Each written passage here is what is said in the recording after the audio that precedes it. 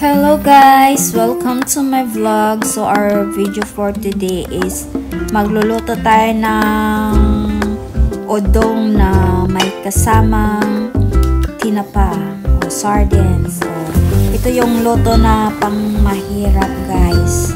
So let's go guys, magluluto tayo. So unahin natin yung syempre yung oil, diba? Yung mantika.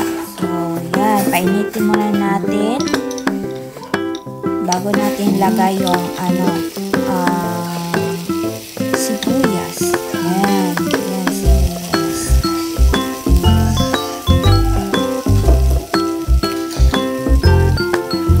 So syempre guys, haluin natin para hindi masunog yung niluto natin, diba?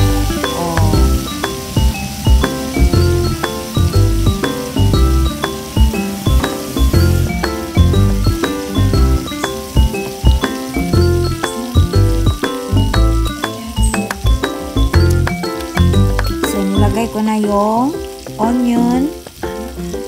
Isang whole yan na onion guys ang nilagay ko kasi mas masarap pag maraming onion, diba? Nagluluto ako ng udong na may sardines guys kasi Good Friday ngayon. So bawal, diba? Bawal yung kumain ng karne, kaya yan, perfect yan sa Good Friday. Kakain ng karne, diba? So may nilagay ako na kamatis. So pwede rin guys, hindi nyo na kailangan maglagay ng kamatis kasi yung sardines is may kamatis na.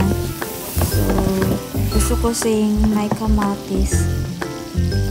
Tsaka lang yan, yung pang asim-asim siya guys. So, kung ayaw mo na medyo maasim-asim, kanya na kamatis ha. So, hindi parang sa inyo sa akin dito. Nilagay ko na yung guys, yung sardines. So, any kind of brown guys, kung anong sardines na meron kayo. So, yan, hindi yan maangkan na sardines, yung regular siya. So hahaluin natin para mag-mix yung lasa niya at saka maluto yung sardines.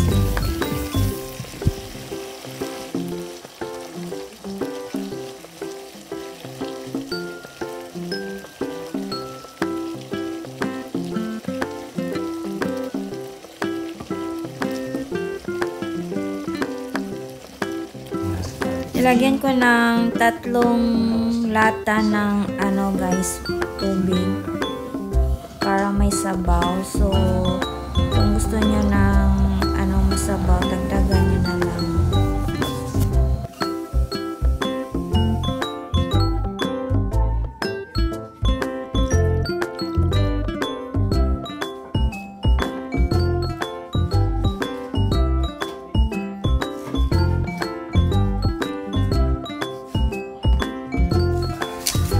So, nilagyan ko ng pamintang durog.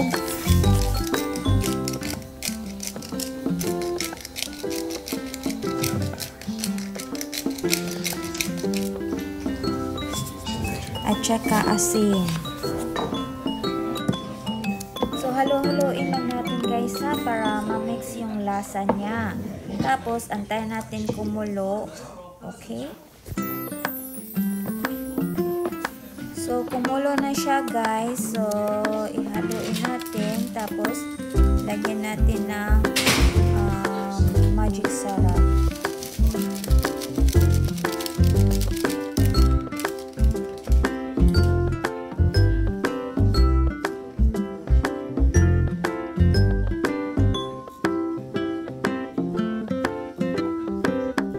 Tapos, tignan natin guys kung okay na ba yung lasa natin or hindi pa. Kung nasobraan na, kayo nang bahala, okay? So, ilalagay na natin yung udong or noodles. So, ayan. Guys, nyo na lang ng tubig. Tapos lagyan nyo na lang yung yung pampalasa, okay? Kung gusto nyo ng masabaw. Kasi yan kunti lang yung sabaw niyan. So hindi siya masyadong masabaw. So palutuin na lang natin siya, guys. Tapos pag naluto na, pwede na natin patayin yung burner, okay? So yan, pwede na